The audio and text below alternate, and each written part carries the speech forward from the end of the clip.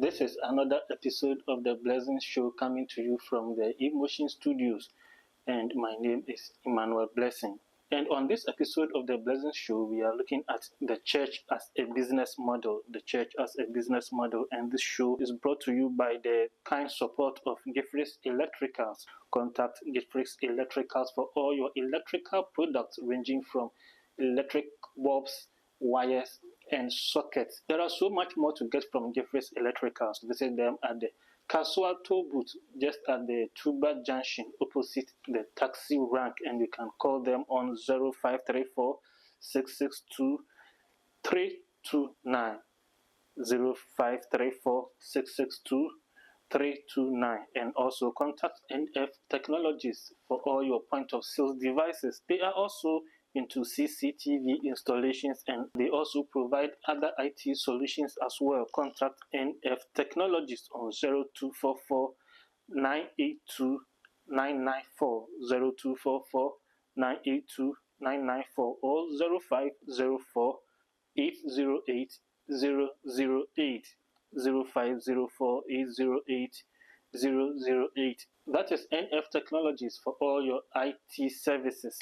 And back to today's topic, the church as a business model. You are watching me and you are a Christian who is also into business. Who is your mentor? And who do you look up to? Every Sunday you go to church, every other day you go to church, and then if you have to draw inspiration from any business institution, then it must be the church. I am not saying the church is a business center, but then if we could draw inspirations from how churches are run successfully in this country, then we could also succeed in our businesses. Now, what is it about the church as a business model?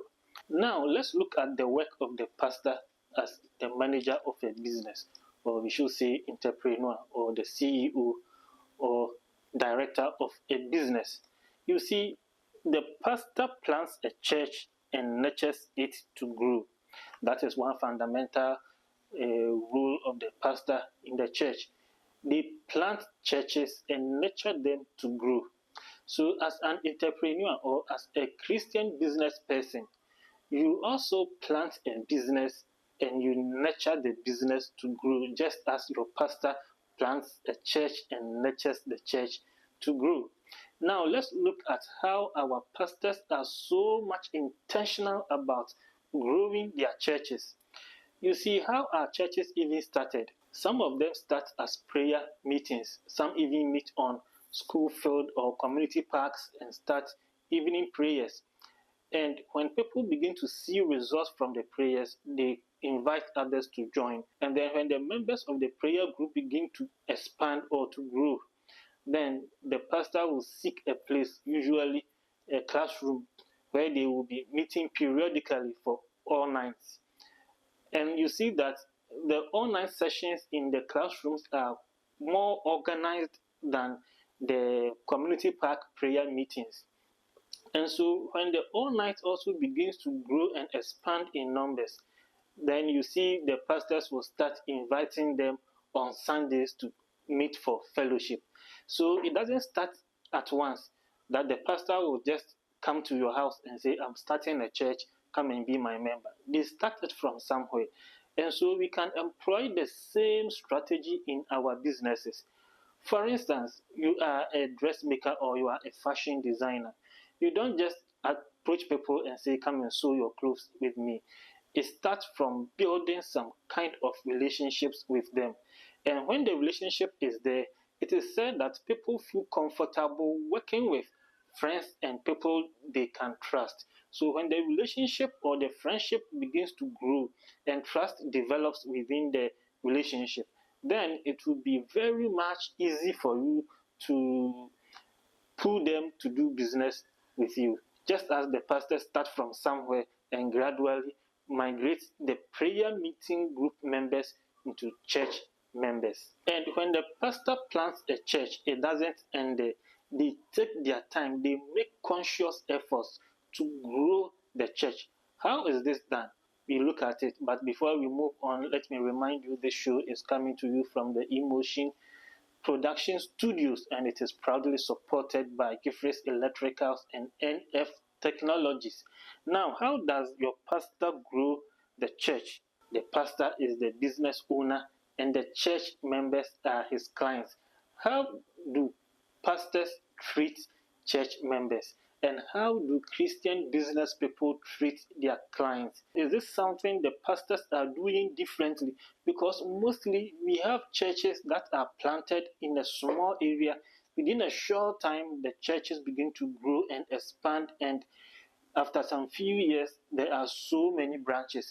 But then we start businesses, and for so many years, the businesses are not able to grow, to expand, or to even have any other branch apart from the central office or branch. And yet, we go to church every day, we support the church to grow, and our businesses come to a standstill. That is the more reason why on this episode of the Pleasant Show, we are seeing the church as a business model to draw inspirations from the church. And now the pastor, as the business owner, has a clear understanding that there is not going to be any church without congregation. There are no churches without congregations. So as a Christian business person, you should also have similar understanding that there is not going to be any business without clients. And now let's pick a clue from the passion with which our pastors embark on evangelism. You have churches coming up with strategies and mantras, one member, one soul, Operation Win Souls for Christ, and a lot more. And they make so much effort in winning souls and increasing their membership because they understand that the growth of the church depends much on the growth of the membership. So when you see your pastor is so much into evangelism and they are embarking on door-to-door evangelism, dawn broadcasting and rallies and all that, then as a business person, you ask yourself, how are you also increasing your client base? What strategies are you also mapping up to increase your client base? And sometimes you see the pastors drive some of us into the evangelism activities. Some of us have embarked on door-to-door evangelism before. You go to people's homes, you knock their doors, you speak to them about Christ, and also you introduce your church to them. You tell them why they have to fellowship with your church. But when it comes to our businesses, we find it so much difficult employing the same strategy in building our businesses. How many Christian business owners, how many Christian entrepreneurs will say, okay, today I will close my shop, I will start moving from house to house, office to office to tell people about my business? We are emboldened by the church to preach about Christ anywhere we go. But then we do not have that bravery or boldness to speak about our businesses anywhere we go. You are still watching the Blessing Show on Emotion TV, coming to you from the Emotion Production Studios in Accra. And once again, this program is supported by Gifres Electricals and NF Technologies. You can contact Gifres Electricals for all your electrical products and NF Technologies for all your IT services. And in this episode, we are looking at the church as a business model. Another thing we can learn from the church is client relationship. Client relationship. How does your pastor relate to members of the congregation? And how do you relate to the clients who transact business with you? Is the pastor doing something different from what you do? How do you welcome clients when they enter into your shop or your office? Compare that to how your pastor welcomes first-timers to the church when they enter on a Sunday. How do you relate to clients? How do you speak to them? How do you see them? How do you address them? Compare that to how your pastor addresses newcomers into the church. How does your pastor speak to people who come to visit the church, and eventually some of them decide that we came to visit you on this day, but we have come to stay? Is it the same with your business? Do you have clients coming in to make inquiries, and after having a conversation with you, they go ahead to transact business? Some of us have been blessed with bigger businesses, and we leave our clients in the hands of our employees. You may be a business owner, you may be a director, you may be a manager, and you don't even have direct contact with some of your spending clients. You leave all that to your salespeople, you leave all that to your employees to manage. And sometimes, even when the client comes in and they want to see the manager, they want to see the CEO, you are so busy that you leave all those clients to be handled by your managers. How do you trust your front desk person to even handle your clients on your behalf? Many times you enter some offices with good proposals to help those businesses, but you are not allowed to see the manager or the directors or the top decision makers of their businesses. You end up at the front desk. They look at you and they tell you the owner is busy, the director is not around. Meanwhile, the director may be around. The front desk people will frustrate you and you end up giving up on that company or that business.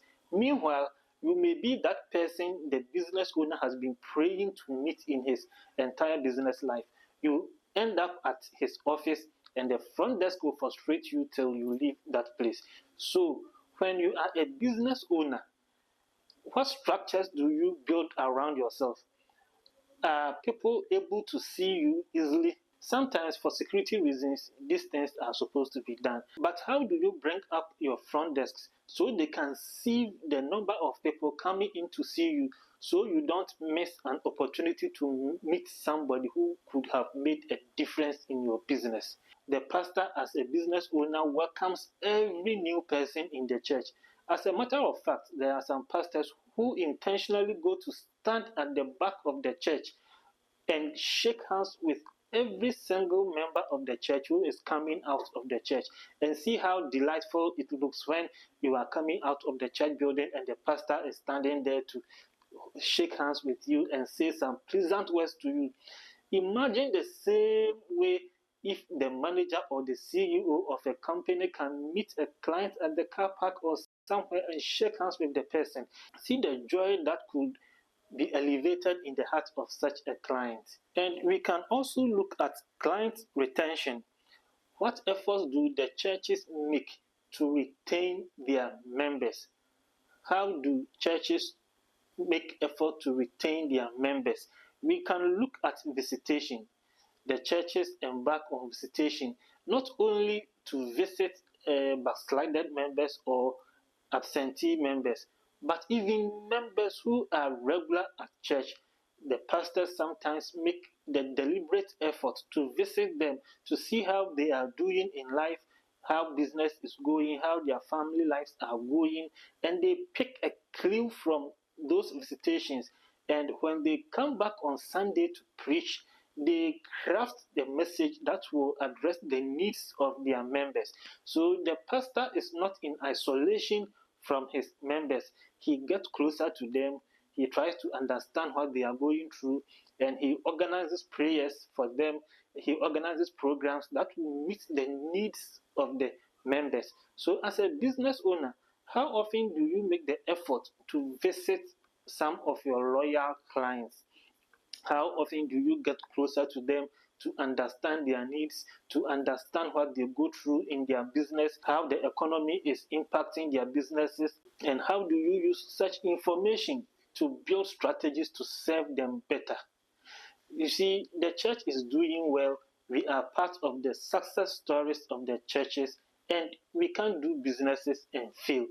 We are helping the churches to grow, but we are not able to help our businesses to grow. But the same way we are helping the churches, we can channel similar efforts into building our businesses as Christians, and we will end up being successful. We are drawing down the curtain on this episode of the Blessing Show on Emotion TV. But before I go, the Bible says, lack of knowledge, my people perish. And on this show, I say, lack of knowledge, businesses perish. Do you know the Bible could be your best business manual? Let's take a clue from Matthew chapter 7 verse 12. In simple plain English, what you want others to do for you, do the same unto others. And that could be your best customer service principle found in the Bible. The way you treat others when they do business with you, is it the same way you expect other people to treat you when you do business with them? This is food for thought, a word to be pondered upon. My name is Emmanuel Blessing, and this is where I end this episode of the Blessing Show, coming to you from the Emotion Studios. Thank you so much for watching.